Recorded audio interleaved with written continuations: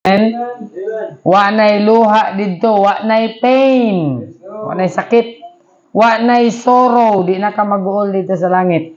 Di sa kalibutan, daghan kay tagkagulan, di ba? Pero dito sa langit, we will live on to eternity. Amen.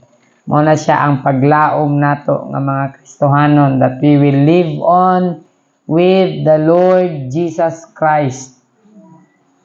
Kanindot anak nga awit, no? Na magpuyo kita dito sa langit uban sa atong Ginoo. Karon gabi atong ablan sa Biblia libro sa Matthew chapter 8. Basahon nato ni verses 1 to 4. Matthew chapter 8 verses 1 to verse number 4. Ready? Kita ninyo, amen? Amen. Itong basahon verse 1, 2, 3, ug 4. Ready? Verse number 1 together. When he was come down from the mountain, great multitudes followed him. And behold, there came a leper and worshipped him, saying, Lord, if thou wilt, thou canst make me clean. And Jesus put forth his hand and touched him, saying, I will be thou clean. And immediately the leprosy was cleansed. And Jesus saith unto him, See thou tell no man, but go thy way, and shew thyself to the priest, and offer the gift Moses commanded, for a testimony unto them. May God bless His holy word. Mag-ampot Langit nun, gamhanan, mahimayaon namo nga amahan. O Lord, salamat kay Ginoo sa imong mga pulong. Thank you kay Ginoo karon nga gabi. Aduna kami pribilehiyo nga makapamalandong na sab sa imong pulong. Pag-ampo amahan nga imo kining panalanginan, tagan nimo kadtong kaalam nga masabtan namo Ginoo ang imong mga pulong sa simple nga pamaagi. Gamita Ginoo ang imong alagad sa pagsaysay niini. Wala mi mahimo kung wala imong tabang kining tanan among pangayoon diha kanimo pinaagi sa pangalan ni Jesus. Amen. Okay. So atong tan-awon ang story aning usa ka tawo nga adunay sakit nga gitawag nato leprosy. Makita nato dinhi sa verse number 1, when he, that's Jesus, was come down from the mountain, great multitudes followed him. Gikan siya sa bukid, nagpray siya, nanaog siya adto sa syudad. Pag naog niya, daghan kaayong unsa nang multitudes. A great multitudes followed him. Adunay daghang panon misunod kaniya. Mayroon kita word nga multitude sa Bisaya panon. Kung mugamit ta og word nga multitudes plural, daghan nga panon. I suppose lahi-lahi ni na panon sa mga Hudiyo, na panahon sa mga Parisiyo, na mga publicans, o sa panggrupo sa mga tao nga misunod kang Ginoong Hesukristo. Daghan ang mga grupo nga misunod kang Ginoong Hesus. So wala pa si Hesus, lahi-lahi sila. Lahi-lahi ang ilang grupo, lahi-lahi ilang simbahan, kamo lahi mo nga sikta, kami lahi pod mi. Pero pag abot ni Hesus, silang tanan misunod sila kang Hesus. Verse number 2. And behold, there came a leper and worshipped him, saying, Lord, if thou wilt, thou canst make me clean. Ang rason nganong kining mga panon misunod kang Hesus, tungod kini kay gusto sila maayo ang ilahang mga membro siguro o kauban sa ilang grupo nga adunay sakit, gusto nila nga ayohon usab ni Hesus. Og dinhi sa verse 2 makita nato adunay usa ka tawo nga leper. Usa ka tawo nga unsa nang leper sa Bisaya? Sanglahon. Came a leper and worship him. Misimba kang Hesus ning taong sanglahon, masakiton. Mingon siya, Ginoo, if thou wilt, kung imong pagbuot Ginoo, thou canst make me clean. Ginoo, kung pagbuot nimo, pwede nga imo kong ayuhon. Diretso pagkasulti, kung di nimo pagbuot, Lord, di pog ko nimo ayuhon. Nindot kayo ang iyang statement. So sama sa giingon ni Jesus, not my will, but thine be done. So ingon ana ang iyang statement, ingon pa niya, Lord, If thou wilt, thou canst make me clean. Now, dito sa Biblia, kung atong tanawon ang sakit nga leprosy, kining tao nga adunay leprosy or tao nga leper, ang leprosy gitawag ni siya og sa kining sakit nga wala nay kaayuhan. Dili na ni siya tambalan. Walay tambal sa leprosy. Once masakit ka og leprosy, maghinay-hinay og ut-ut na sa imong lawas. Ang uban, mga tanggal ang kaning ilong bitaw, malata ni ang kuko, mga tagak, muna siya ang sakit nga sangla sa Bisaya, leprosy. Maghinay-hinay hantod makita na ng bukog sa imong kamot.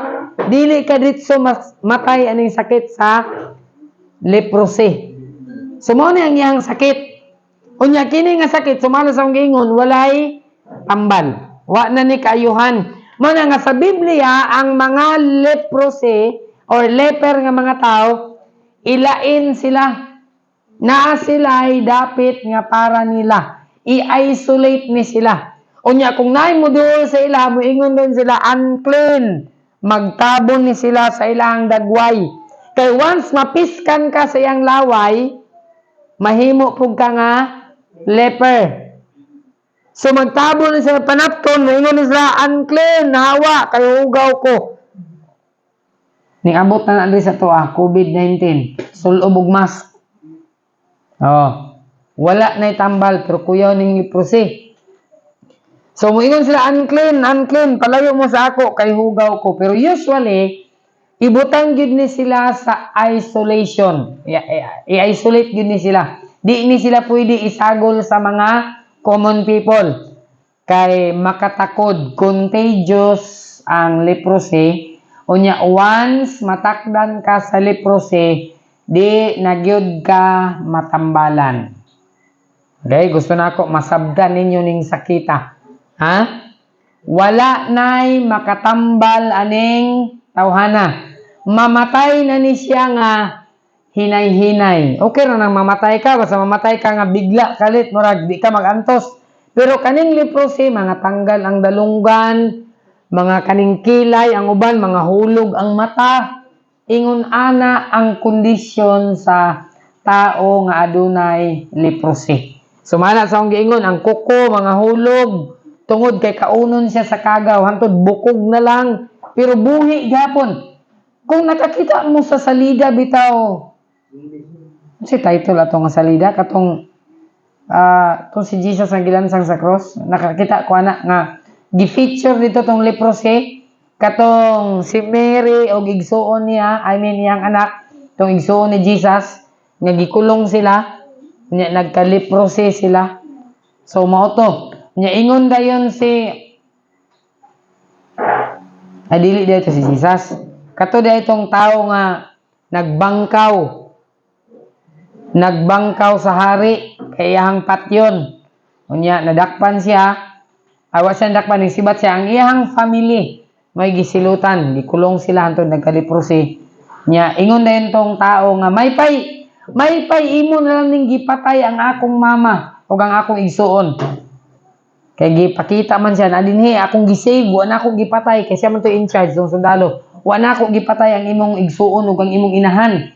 Kay gusto na ako makita nimo sila. Pagkakita sa tao sa iyang inahan ug sa igsuon, ingon siya ang statement mo ni, may pay imo na lang gipatay ang akong mama wa akong igsuon kontra sa imuhang gipaantos ani nga sakit.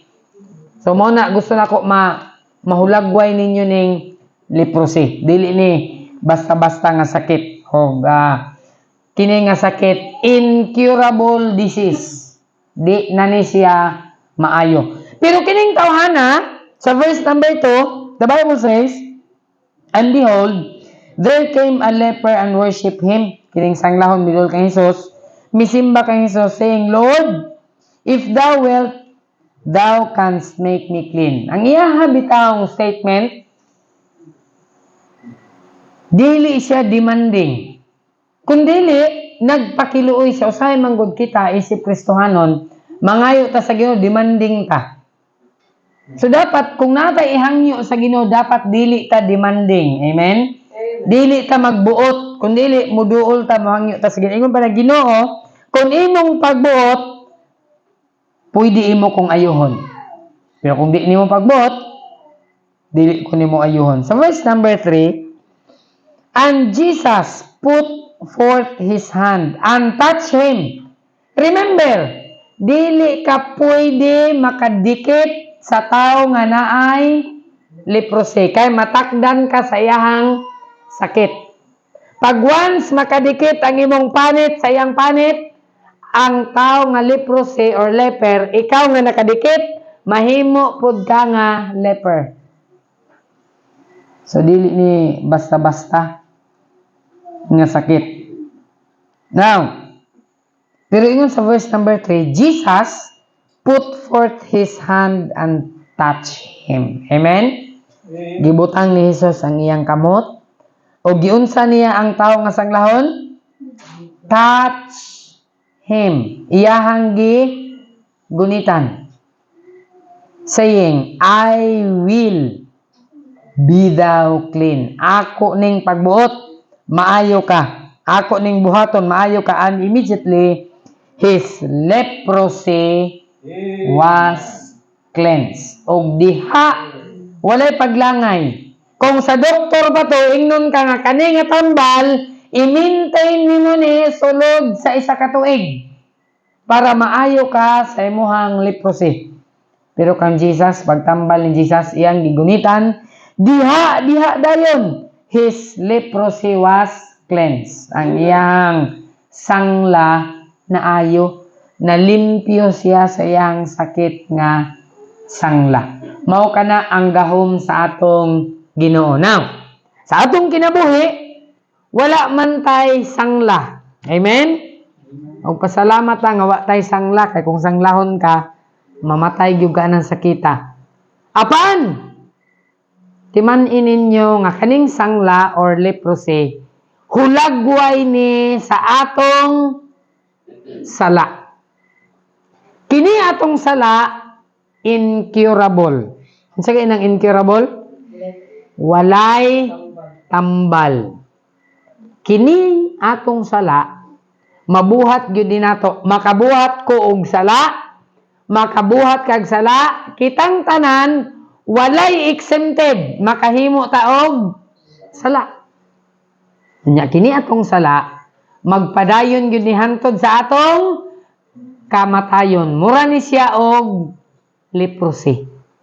Mo na siya ang picture sa sangla, ang atong sala. Wa ko kabalo unsay imong sala karon. Apan sigurado ko nga nagyapon kay sala nga ginahimo sa imong kinabuhi. Amen? It doesn't matter kung unsa na nga sala. Tingali, sala nga wala ka na nagaampo.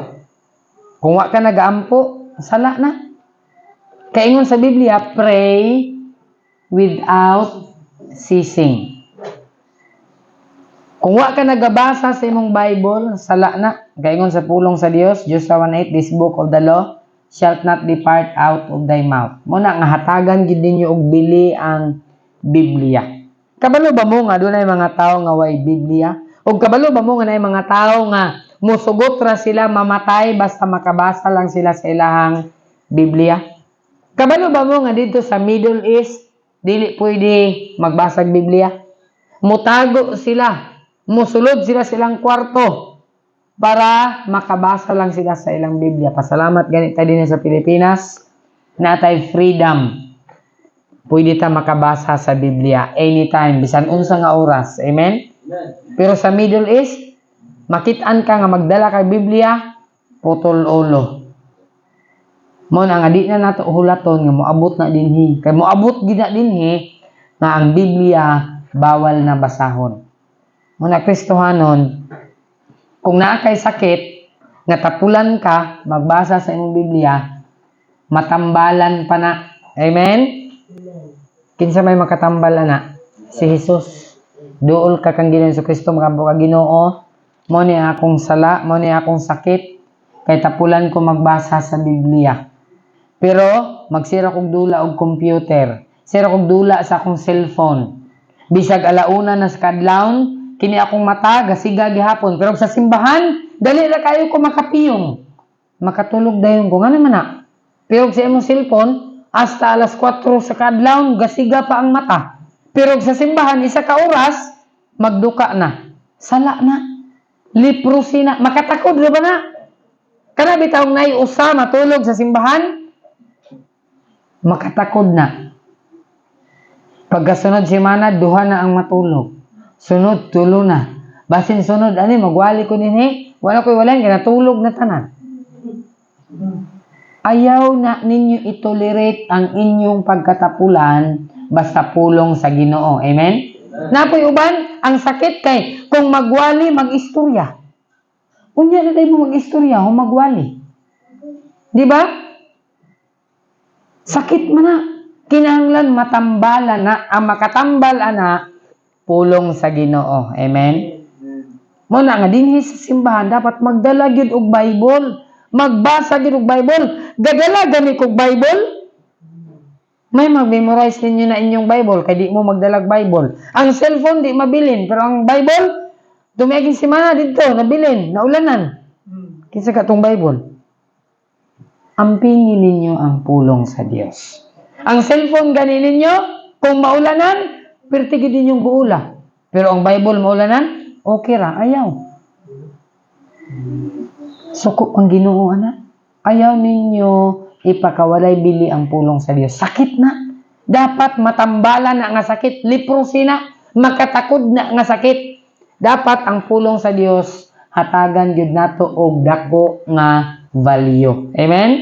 Kung naamoy Biblia, ampingi ang inyong Biblia.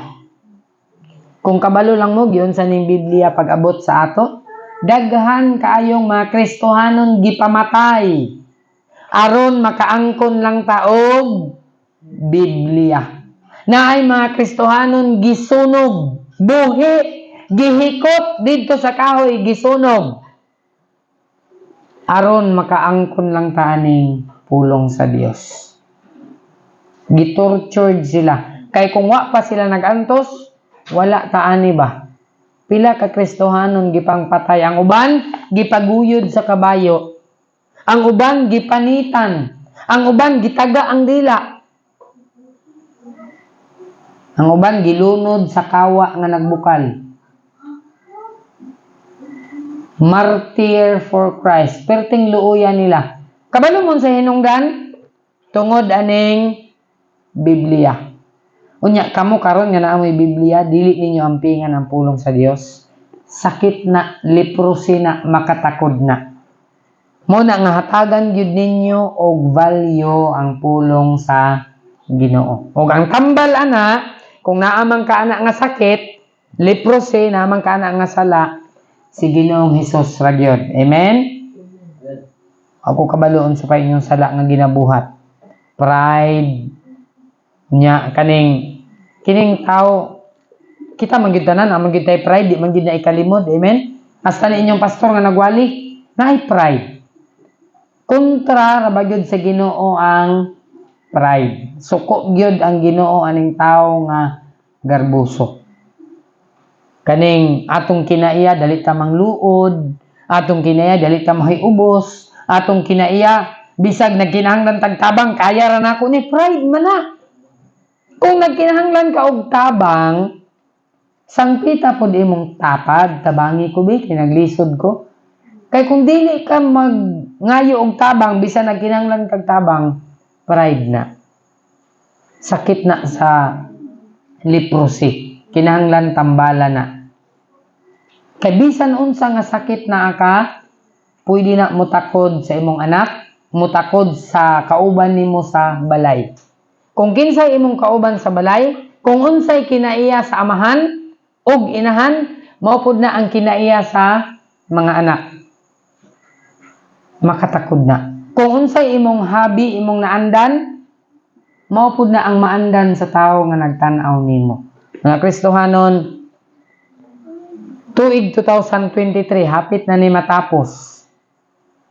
Pila na lang kaadlaw, 2024 na pod. wa ko kabaloon say leprosy nga naa sa imong kinabuhi. Pero ang good news, kaya na ayuhon ni Ginoong Kristo. Amen? Amen. Whether it's pride, arrogant, o unsa man ang sala nga naa sa imong kinabuhi karon, there is only one person that can cure that sin. Ug si Ginoong Kristo ra gyud ang makatambal ana. Muduol ka sa iyaha, mo yung kaginoo, kung imong pagbuot, ayuha ko. Ginoo mo ni akong ginabuhat, nagatanaw ko o mga video nga dili maayo, Ginoo gatubag-tubag ko sa akong ginikanan, ayuhan ni nga sakit, tabangi ko, nga mutuman nako kung suguon ko sa akong ginikanan, di na ko musupak. Karon nga tuig, kita tanan natay kapakyasan. Magpadayon maghapon hapit naman ang 2024. Kini atong kapakyasan karon nga tuig atong i-pray, Lord, tabangi ko nga sa 2024 dili na ko mo absent og simba. Amen. Karon 2023 Ginoo daghan kog absent pero akong paningkamutan nga karon 2024 maayo na ni akong sakit. Tabangi ko Lord nga maayo na ni ang akong sala. Sala na ako Ginoo nga akong Domingo daghan kog schedule. Tabangi ko Lord nga basta Domingo ang akong schedule simbahan ra gyud. Amen. Imo nang iampo sa Ginoo, imo nang ihangyo sa Ginoo, pangayoon na nimo sa Ginoo. Kining tawo nga adunay leprosy, wa nay nakatambal niya tanan doktor. Maglingo-lingo na kay dili gid ni matambalan nga sakit. Pero si Jesus, pagunit ni Jesus, diha-diha dayon na ayos siya. Sa verse number 4, Jesus said unto him, "See, thou tell no man." Giingnan siya ni Jesus, siguro habaya nga wala kay sultihan nga tao nga giayo kanako. Ingon ni Jesus, "But go thy way, shew thyself to the priest." Adto ka, lakaw ka, ipakita imong kaugalingon sa pari. Kay sa Old Testament, ang pari ra ang makadeclare sa tao nga leprosy nga, oy, ayo na ka. Adto ka sa priest and offer the gift that Moses commanded for a testimony unto them. Pero sa Mark, kabalo mo sa inahitabo, chapter 1, verse number 44 to 45. Mo ni ang sugo ni Jesus. And saith unto him, "See, thou say nothing to any man." Wa kay sultihan ha, nga giayo ka nako. "But go thy way, shew thyself to the priest, and offer for thy cleansing those things which Moses commanded for a testimony unto them." Verse 45, "But he went out and began to publish it much, and to blaze abroad the matter. Insomuch that Jesus could no more openly enter into the city, but was without in the desert places, and they came to him from every quarter." Di na pwede si Jesus sa syudad. Kay dugokon na siya sa mga tao. Niadto na siya sa deserto. Pag abot niya sa deserto, bisan asa nga corner na ay mga tao. Midugok kang Jesus. Tungod kay iyahang gipahibalo na ayo ko sa akong sakit nga sangla. Si Jesus ang nag-ayo nako. Amen? Kristohanon, ato nang i-publish sa mga tao. Naluwas ko! Inig mamatay ko! Makaagdo na ko sa langit. Mao may angay nga atong isulti sa mga tao. Amen? Ato nang i-publish, i-blaze abroad. Karon, kung mamatay ko, langit ang akong adtuan. Kanindot nga mosulti ta sa maayong balita kung unsa ang gihimo ni Kristo kanato. Amen? Sa una, ang akong sakit, leprosy. Why makatambal nako? Ingon nila, di na ko maayo. Pero sa dihang gigunitan ko ni Jesus, naayo ko dayon sa akong sakit. Dalaygon ang Dios. Amen? Why makatambal ani akong sakit? Tikasan ko. Di ko muhatag og tithes sa simbahan. Pero karon giayo ni Jesus ang akong sakit. Muhatag nako sa ikanapol. Sa una sa simbahan, perminti ko late. Pero karon giayo na ni Jesus ang akong sakit. Amen? Sa una, may na lang sa isa ka bulan makasimba kog kaduha.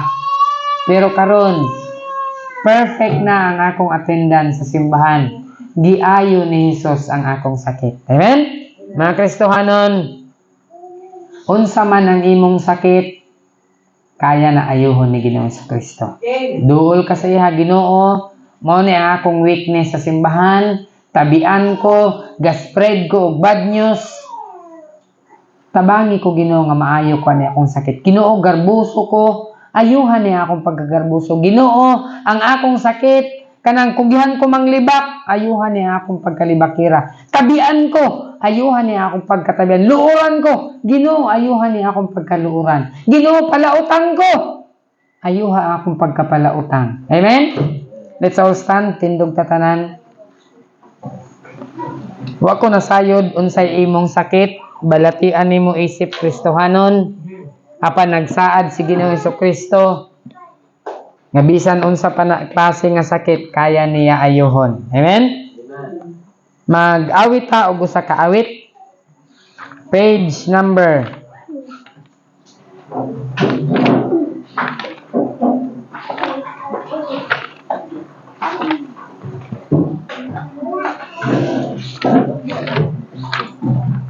'Leave it there.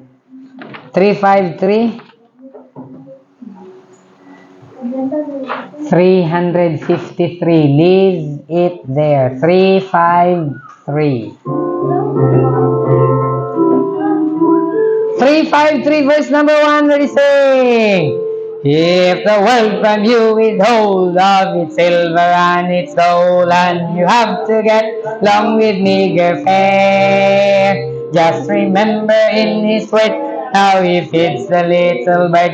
Take your burden to the Lord and leave it there. Leave it there. Leave it there.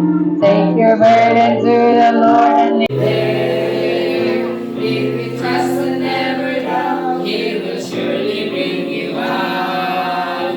Take your burden to the Lord and leave it there. Verse 4. When your youthful days are gone and the winds are steaming on, body bends beneath the weight of care, He will never leave you there. Take you with you to the end. Take your burden to the Lord and leave it there. Leave it there. Leave it there. Take your burden to the Lord and leave it there. If you trust and never doubt, He will surely bring you out. Take your burden to the Lord and leave it there. Magtapos na sa gambo, langit nun gabhanan na mong amahan. O Diyos, salamat sa imong mga pulong. Kita na mo, Ginoo, ang tao nga adunay sakit, no, na tambal. Apan Ginoo, ikaw ang greatest physician, Ginoo, nining kalibutan. Nga bisan pa, Ginoo, ang tao nga wa nay paglaom, imong gihatagan og paglaom.